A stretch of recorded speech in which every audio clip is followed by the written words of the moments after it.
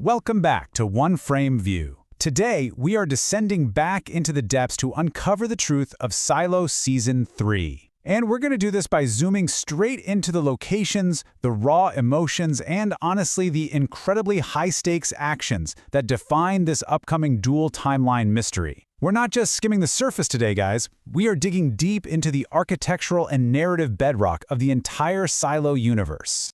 So let's dive right into this explainer, with a look at Juliet's seriously somber dialogue from the official teaser. Honestly, her sentiment perfectly frames what we're looking at here. To understand how it all ends, we absolutely must first understand how it all began. You know, this really isn't just a survival story anymore. It's a full-blown investigation into the 21st century roots of the bunker. To solve the present-day crisis in Silo 18, we literally have to excavate the past. And this brings us to that brilliant split-second shift from the teaser. It's such an incredible visual hook. 1 second we're looking at a vibrant, lush green world, the before times, and then boom, we're violently pulled right back into the gray, toxic, suffocating wasteland reality that we've all come to know. It's an unbelievably powerful transition, and it completely forces us to ask what on earth actually happened to our world to trigger this devastating entombment.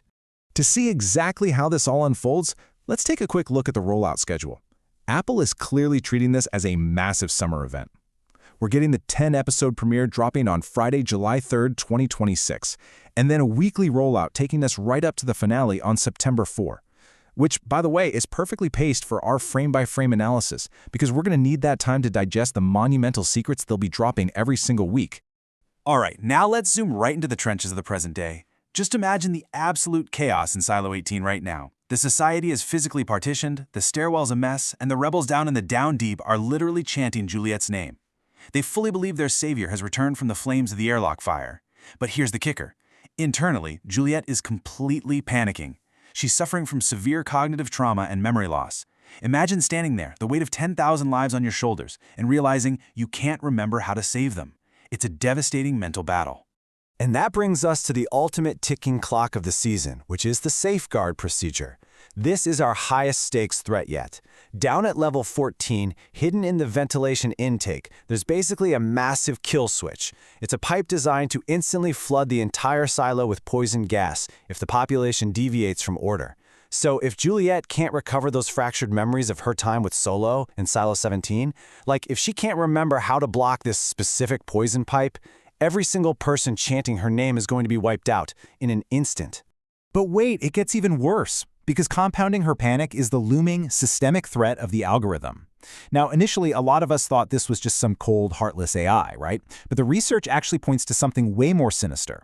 We're likely looking at a voice-masked human operator who's pulling the strings directly from Silo 1. And this operator is completely bypassing Robert Sims, who's totally emotionally compromised at this point, to install a terrifying new mechanism of control. And that new face of control? Camille Sims.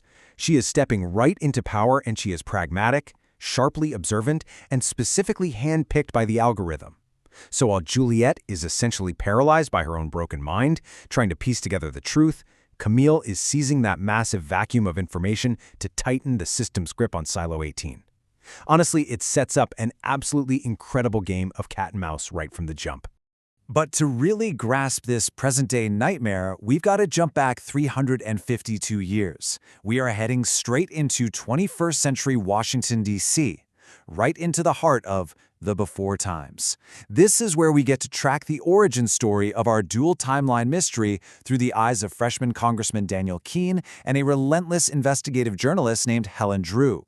They're basically our guides through the foundational lies of this entire dystopia. And what they uncover is the grand conspiracy at the center of it all, CAD-FAC. That stands for the Containment and Disposal Facility down in Georgia. It was originally pitched to the public as this safe subterranean repository for nuclear waste, but surprise, surprise, it was actually a massive covert front for Operation 50. Driven by some intense geopolitical tension and sparked by a horrific dirty bomb in New Orleans, this government initiative is what actually built the 50 silos. It's wild to think about how a supposed waste site literally became the architecture for humanity's permanent tomb. Now this brings us to what might seem like an absurd but actually totally vital piece of the puzzle, the Duck Pez dispenser. Seriously, who knew the entire weight of human history could be carried by a cheap piece of plastic candy? But this specific relic, A simple little toy given by Daniel Keene to Helen Drew in the past acts as the direct, physical anchor bridging these two totally different eras. It's the exact same prohibited item that connects the politicians who destroyed the world way back then to George Wilkins and Juliet centuries later in the future. Behind the scenes, bringing a dual timeline mystery of this scale to life is obviously no small feat. The showrunners actually went with an unprecedented strategy here, filming seasons 3 and 4 entirely back-to-back over in the UK. By shooting in grounded, real-world municipal locations like Hertford County Hall for the before times, they created this incredibly jarring, realistic contrast to the claustrophobic industrial bunker sets. And because the scripts are just so heavily intertwined, they had to tackle those final 20 episodes as one massive production block just to keep the continuity intact. What's so brilliant about the narrative is how it masterfully juxtaposes these two distinct timelines. In the past, you've got the Founding Fathers intentionally burying history, completely manipulating the public, and lying through their teeth for what they truly believed was the greater good. And then, centuries later, you have Juliet Nichols desperately fighting her own amnesia just to unearth those exact same buried truths. It really goes to show that, across the centuries, information absolutely is the ultimate weapon.